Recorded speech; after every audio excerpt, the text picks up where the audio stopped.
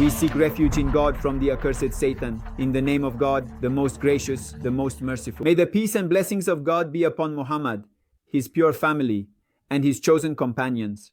And thank you very much for joining us in a new class.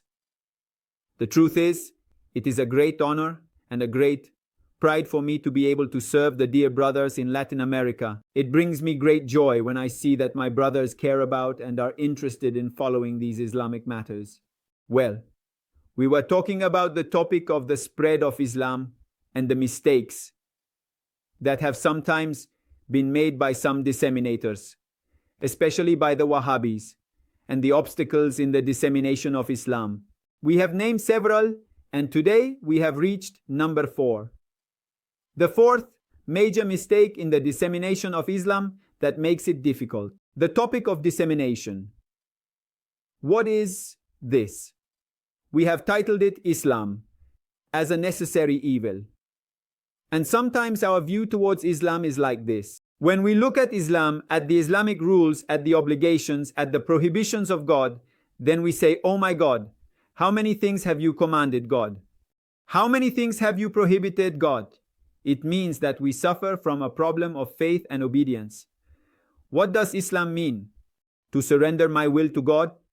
It means I only obey God. God, you are my Lord, and only you do I worship. Only you do I ask for help.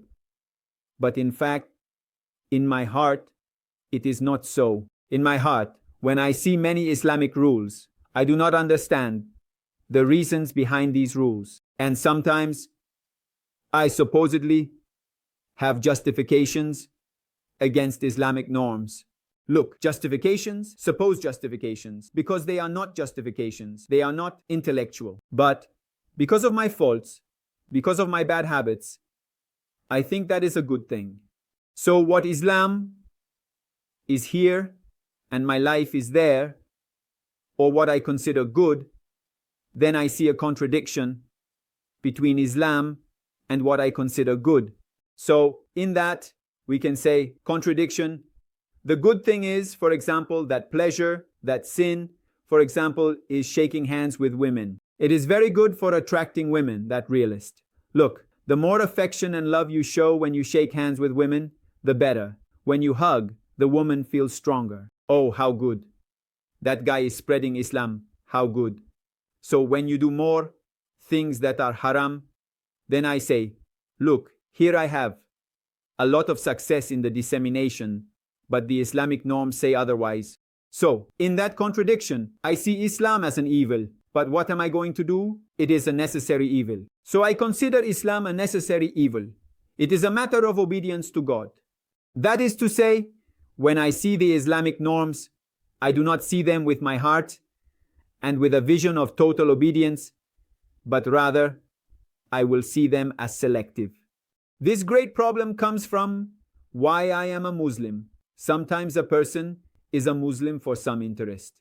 Family interest, personal interest, the custom of their father, the inheritance of their tribe, because of this friend, because of my wife, because of my girlfriend, because of my husband, because of my father, because of my party. This means these interests lead me to find contradictions when I compare my interests with Islam.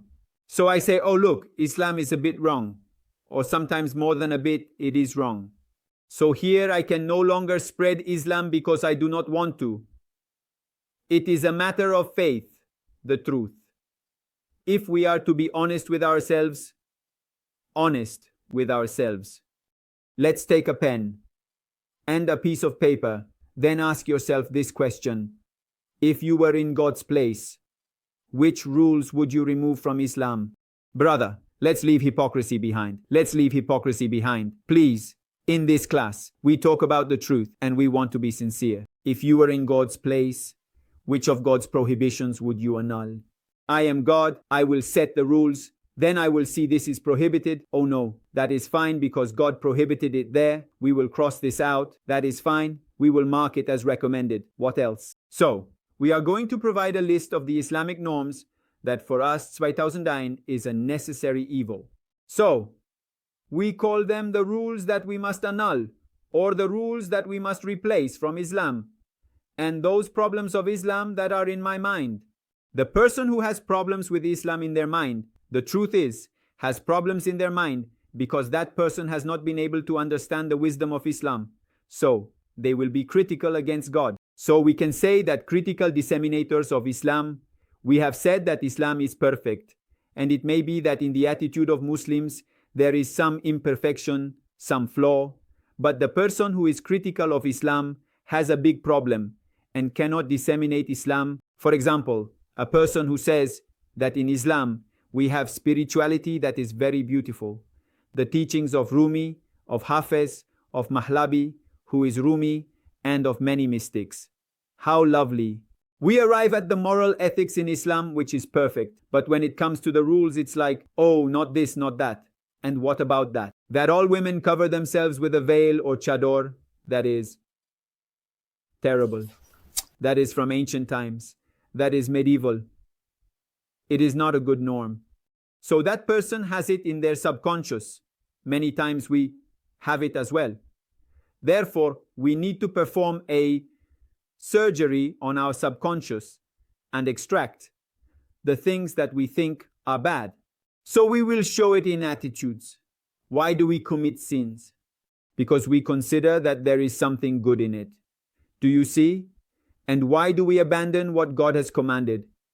Because we consider that God has commanded it as too much. We should not give too much permission to God to come and we can say, be our master. No, it is that God must take his place. Are we intellectuals? Then why allow God to intervene in the matters of your life? It's your body. Do whatever you want. It's your life. Do whatever you want. That arrogance that is in our subconscious. So, in fact, we are going to disregard the rules of God. Do that task, brother. Make a list of the good sins, the sins that you consider to be good and that God has prohibited for some mistake. No Muslim will say it unless they are too shameless, because there are some who are too shameless to say it. But we, as disseminators, sometimes carry that curse of disobedience to the Lord in our subconscious. God has commanded this. I say no. I reject what God has commanded. So think about the Islamic norms, which is the part they call the difficult part of Islam, the unnecessary part of Islam, the retrograde part of Islam, the part that should be crossed out. An example is the Islamic veil. A sister went to a television channel, and when she was asked about the Islamic veil, she gave some explanations, including that we were born into this culture of wearing the veil. If we are made to remove the veil, we feel humiliated. It's just that no, we have to accept it, please. We implore society to accept us with the veil.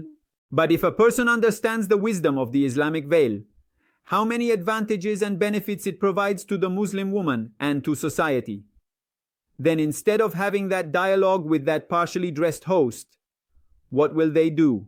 Is he going to tell you directly why you are not dressed properly? Let's change our dialogue. Instead of saying, oh, please, accept us as part of society, and we implore you. We are bad terrorists, but accept us for the love of God. Let's say, Islam is the best.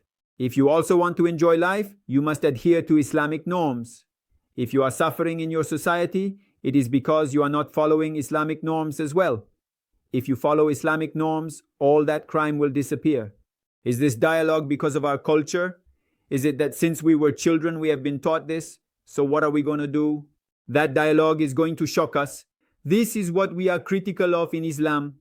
And if one thinks that Islam has limited their pleasures, think about it carefully, brother. Do you really think that way? Oh, look, others just go to the beach so calmly, enjoying time with their family. Well, they are drinking. That man is with the women. Oh, look, they drink, eat, bought meat from the supermarket. Oh, how nice. And we are so limited. Islam commands us to only marry Muslims. But look, my friend goes out with so many women every weekend.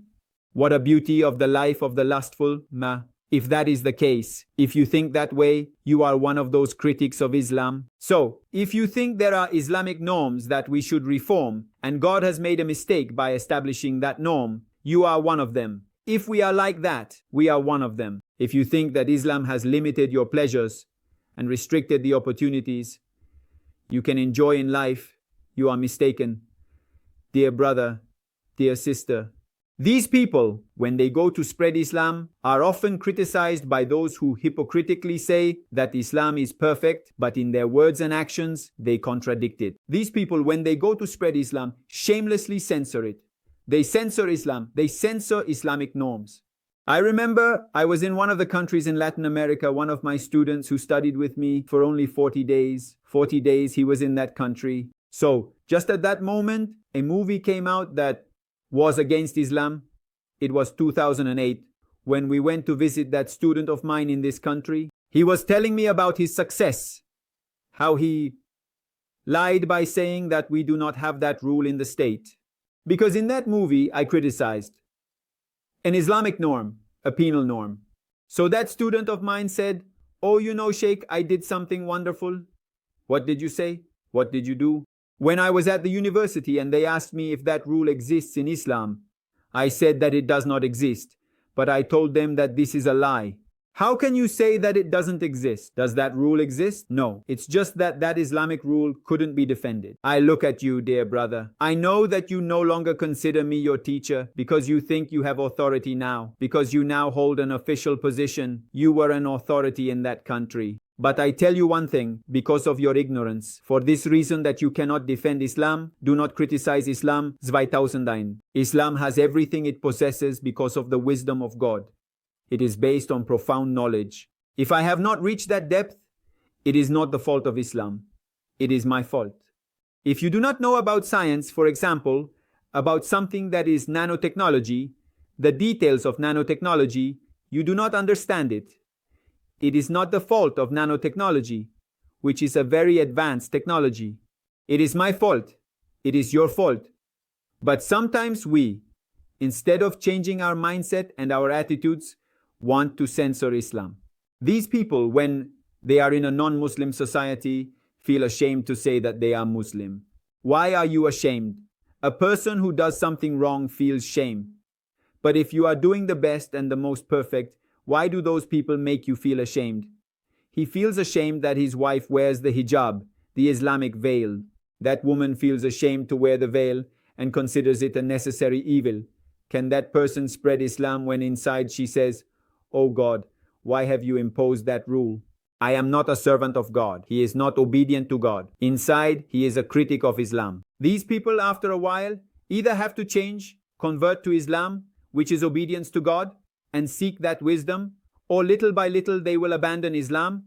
In fact, they abandon it, even though in words they say they are Muslims. I am going to give you an example.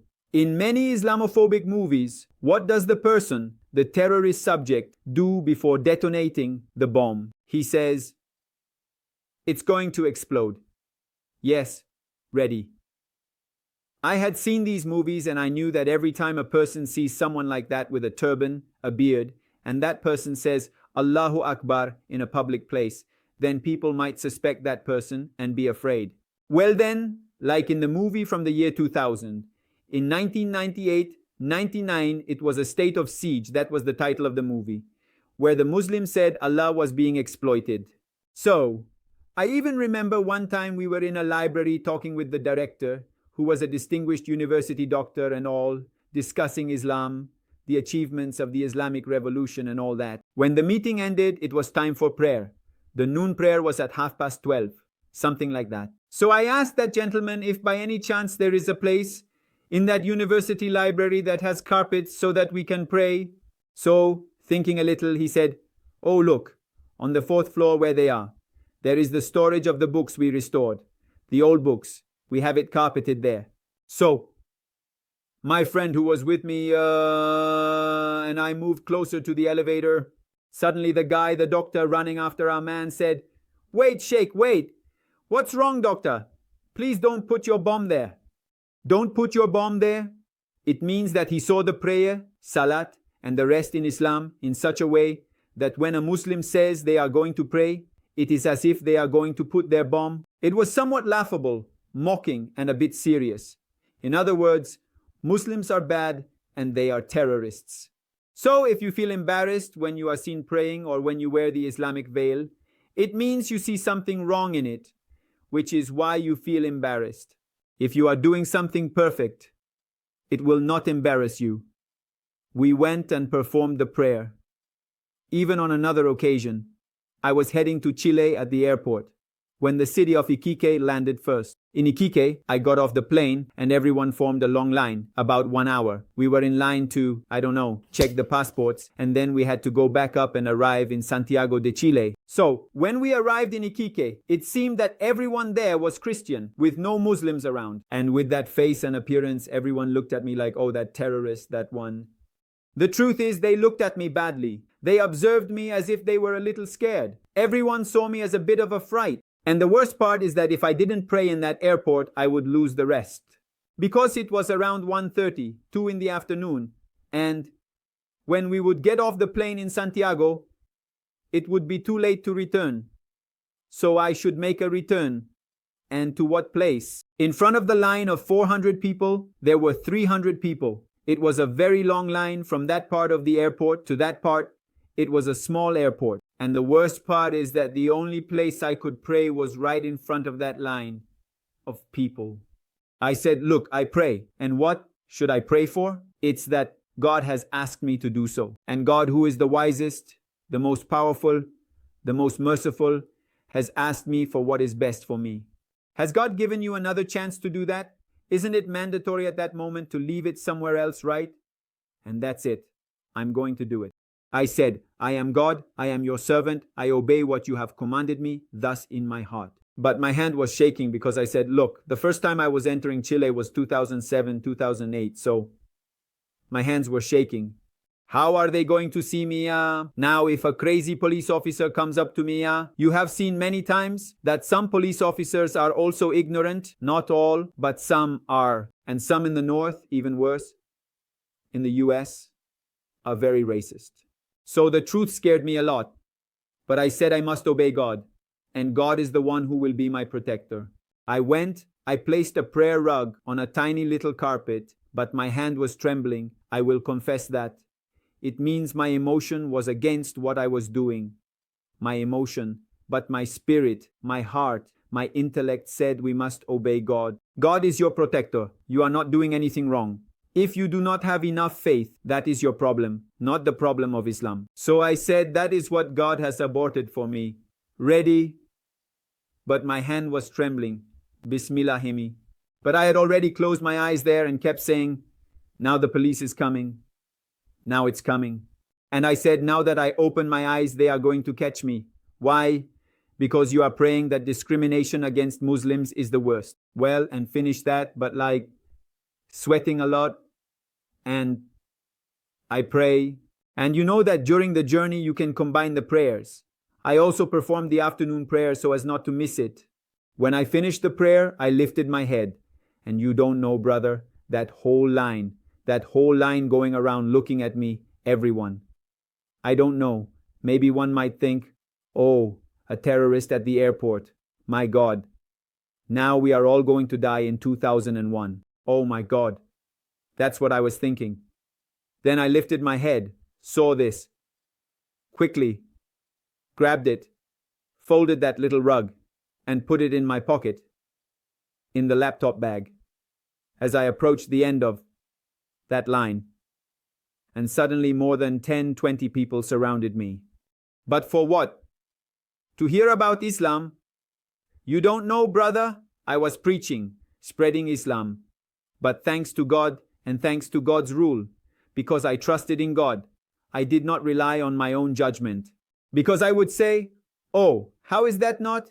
That makes me feel ashamed. It's very dangerous if you are Iranian, with a beard, and you have come to spread Islam, and I, in my opinion, should not pray. But I said, no, I am a servant of God. I obey. That will bring blessings to me and to everyone when we all obey God.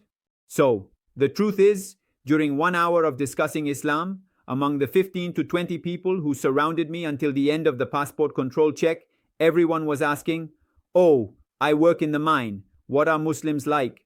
I had heard about Muslims, but I had never seen a Muslim up close like this. It was right during the wars in Iraq with Muslim terrorists and things like that there were always false news reports. So the truth is that I am never regretful for obeying God, but I do regret obeying my own judgment. When I trusted my judgment instead of the norm of God. Sometimes we have that problem where Satan comes and whispers, "You understand better than God. You understand better than God. Oh, I didn't know. You are wiser than God. God is a crazy old man. Oh, don't pay attention to him. Do you see? We listen to Satan, and then we are in a gathering with the ladies, with the women. That happened to me too. We were in Colombia at a university, which I will refer to as District, the District University of Colombia. The talk was about religion and politics. I made a comparison between Imam Khomeini, the Islamic uprising, and Imam Khomeini against the king, against the US, comparing it to Moses' meeting against Pharaoh. A comparison altogether. At the end of the meeting, everyone is applauding, happy and all. So, many people would come and take pictures with me. Well, sometimes there were girls who wanted to get closer, and I would say, "Please brother, you go first brother, you bring the girl, then the second person," because you know that sometimes there are very affectionate girls, and they even want to hug Jay. Then he says, "Please miss, you in third place, thank you." And here, they were taking pictures. And well, everything ended, and people were leaving the room. Suddenly, two Creole girls were seen. They were there with their heads down. I told her, "Miss, if you want to take the photo here in front, we have Brother Yusen, and the third person can take the photo, and that's it. Take your selfie, and well, how can I help you?" The girls, those two girls lifted their heads. And one said, "Hey, your shawl was wonderful." I said, "Very well, thank you, sisters." And they said, "Please, we want to thank you." And well, how do you want to be thanked? "We want to give you a hug. We want to embrace you with the love we have, because you have spoken very revolutionary." And I, just as I was suddenly overwhelmed with panic, thought that it was forbidden at this table. I cannot embrace a woman who is not my own. So I lowered my head like this and got a little red, feeling very embarrassed, as if it were asking me for something, will it? So the brother who was next to me was named Santiago. He was a Christian, but a good guy who came to our center and worked with the census. Then Santiago told them that he is a religious man and that according to the protocols, they cannot hug women who are not their relatives. And the two girls said, "Oh, what a pity. Oh my God, what a shame all of that is. So there's no problem. We are going to kiss him." And they were getting closer to kiss me. Santiago said, No, please girls, please no. It's just that a kiss is not a Muslim religious act. In Islam, it is not allowed for a foreign woman to kiss a foreign man." And they said, "Oh, well, no problem, let's shake hands." And extending their hands, "Put yourself in my place." After a talk, two girls, after so much dissemination talking, who are given the best of everything, approach and are so, we can say, wonderful. They are so excited. And you, because of an Islamic rule, are rejecting those girls. And in my mindset, Satan came to tempt me. I received a temptation. And temptation, I say, "Oh, look, do you see it? Like because of the Islamic rules, you are losing followers. Do you see? You who do not have, you are not shaking hands with these women out of desire. Oh, look how God is prohibiting you, making the perfect dissemination. Do you see it?" Satan was telling me, whispering in my ear. I felt it just as he said. I said, "God, help me. I am not going to disobey God. Whatever it is the Islamic norm. God, I trust in you more than in everything." I was indeed talking to God. I do not forget it. So the girls. Yes, having the hand, Santiago told the girls, "Girls, it's that they, the Muslim religious people, nor the Muslim believers, will see shaking hands with foreign women." They said, "Oh, what a pity. There we thought that Islam appreciates women. What a thing." Meanwhile, an old professor, a veteran from the university, who was in the front row at all the talks, had a cane, raised his cane, and shouted, "Oh, What he said is incorrect to the people. Thank God during my talk he did not criticize or say anything. Suddenly I saw that old revolutionary man, that university professor with his cane approaching us, and suddenly with his cane he gave a little tap on the girls' behinds. He said, "Guys, listen, look brother, obey God and leave the results in God's hands. God is the best protector." Listen to that. I had that doubt, the temptation of Satan, and suddenly that old man approached and gave a little tap to those girls. Girls, stay away from that wise man. Imam Khomeini knew how to teach the revolution to these young people. Imam Khomeini knew how to teach the revolution to those young people. To be revolutionary, it is first necessary to control your lust. He is a young man like you. Of course, as a young man, he enjoys being with women, but he is not going to sell his ideals. He is not going to fall into lust. But you pretend to be revolutionaries, and on weekends, everyone is hanging out with the kids, and that way, you can't make a revolution, but they can. First, one must control desire, ambition, and lust, and then be revolutionary. That is the character of Imam Khomeini, and as everyone shouted, they approached, asking what is happening. And that scene, once again, became a scene of success for Islam. The problem we have, brothers, is that sometimes we think we understand better than God. The truth is that deep down in our hearts, sometimes we feel wiser than God, more powerful than God, more merciful than God. Brother, this must be abandoned. It is a serious mistake. It is a serious problem to think that we must censor pure Islam in order to make it more pleasant to people, to make it sweeter for people. So we distort Islam, we censor Islam, the rules of God, to make it more benign for the people.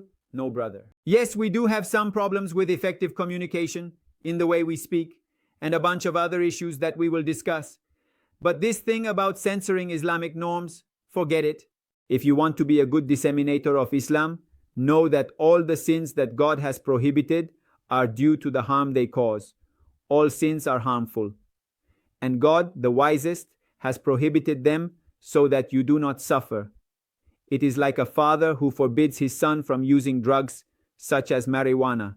The father says, "Please, son, don't do it." And the son thinks, "Oh, my father doesn't want me to enjoy." No, your father wants you to enjoy the most perfect. But that marijuana is a temptation of Satan.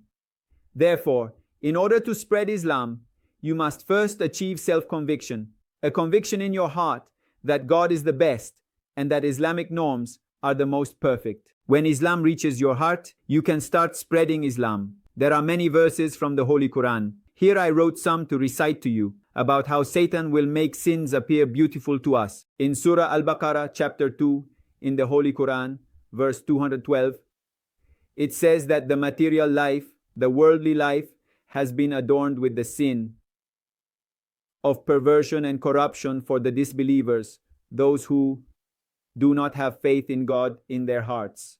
This verse highlights the transient and deceptive nature of worldly pleasures and materialistic pursuits, emphasizing that such adornments are a test for those who lack faith in God. The disbelievers are led astray by these superficial attractions, failing to see the true, eternal values that lie beyond the material world. It may be that they have it on their lips, they are hypocritical, but they have disbelief in their hearts. For those people, worldly norms are appealing. Stealing is beautiful. Oh, look at the fortune that looting has brought. Lust. Oh, look how many women they have. And they mock the believers for following the rules of God. You do not have these things. What a pity, sister. You who have the Islamic veil. Oh, what a pity. You cannot enjoy freedom. That is what Satan will whisper to them. Inspire.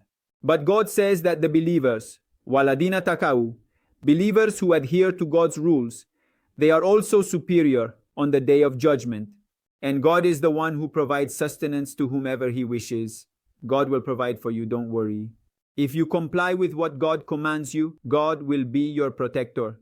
In the following verse from the Holy Quran, Surah Al-Imran, chapter 3 of the Holy Quran, verse 14, it also speaks of the fact that Satan has adorned for people the lust of sex between man and woman. Having many children, a lot of money, gold, silver, and what is referred to here as very distinguished horses or luxury cars, all of these are material worldly, and limited things that will come to an end. What is before God is what is best. In the sacred text of the Holy Scripture, Al-An'aliyah 43. Satan adorns and also makes his bad attitudes appear beautiful in the Quran. That is the work of Satan, brother, who comes to convince you that God's rules are bad. So be very careful, for Satan is the worst enemy. God says in the Holy Quran, Surah Al-Baqarah 168, do not follow the footsteps of Satan. Do not follow the footsteps of Shaitan. Of course, he is an enemy. Clearly, it is very clear that he is an enemy. An enemy that harms you, annihilates you. The moment you have imagined that a rule of Islam is wrong, you have annihilated yourself. Because that will open a door to the curse, because you will commit that sin. After that sin, another sin, another sin. Little by little, since you have that authority to criticize Islam, you will do whatever you want, and in the end, what will you lose? Everything. Sometimes there are people who think that dancing is haram, that music is haram, that looking is haram. The Muslim woman goes to put on makeup to spread Islam. That is Islam. God, who was the wisest, had prohibited women from walking around, made up in front of men. No, it's just that this way we are going to provoke people. Oh, what a beautiful Muslim woman, how gorgeous, how sexy. And this is how they are spreading Islam? What a shame for those people who, by losing their modesty, abandoning the rules of God, want to do dawah, want to spread the message, or who do so through lies, slander, and speaking ill of absent individuals. This is the spread of Islam. How can we do it? No, it's that in power this is necessary in the Game of Thrones. In the Game of the Throne, we want to remove that director from the Islamic center. And well, the only solution is that we are going to lie. That sheikh is too successful. He must be eliminated. So we must lie and slander him. And through sins, they want to spread Islam. That is the way of Satan, not the way of God. The person who seeks the path of Satan will not draw near to God. They will draw near to Satan. 2001, and that's it. There are many narrations. The truth is that time is limited and we have run out of time for today. But know that in Muhammad's name, peace and blessings be upon him. People who die because of the sins they commit, of course, first justify it, see it as good, commit it, and then those who die because of the curse of sin are much more than just the end of their life. It means that before your life ends, you die because of sin. Many of the people who die are due to the curse of sin. In another narration, for example, from the messenger of God, Muhammad, it is said that after me, when fornication, adultery, and betrayal increase in society, there will be many sudden deaths. It means that a person will suddenly die. And how many of those diseases are we seeing in another law of Zagaro, when it says the end of the people who are committing sins, that they will reach a point where they will deny the norms of God and mock the believers. Be very careful. If we are of God, do not want to be among those people who have that Islam, who say, oh, those things from God are not so good. So we are lost, and that great mistake must be abandoned. We have finished today's class. Today's task will be the list. Make a list of what you think are good sins, sins that will give you pleasure. Do you think that way? You are mistaken. But tell me 5 of the sins that God says are sins and that you consider to be the best. Does the good make Islam more attractive? Is a necessary evil justifiable? Do you see? You consider Islam to be evil and you consider sins to be good. Tell me 5 of the sins that God has prohibited, but you think are good for the spread of Islam or to enjoy life more. So I am going to enjoy life more. God has prohibited pornography, but by watching pornography, I am going to get very aroused. I am going to feel very good. All sins, 5 sins, and my 5 sins that you consider to be good. That is today's task. Think about it, brother. May God bless you. Thank you very much for joining us. May the peace and blessing of God be with all of you.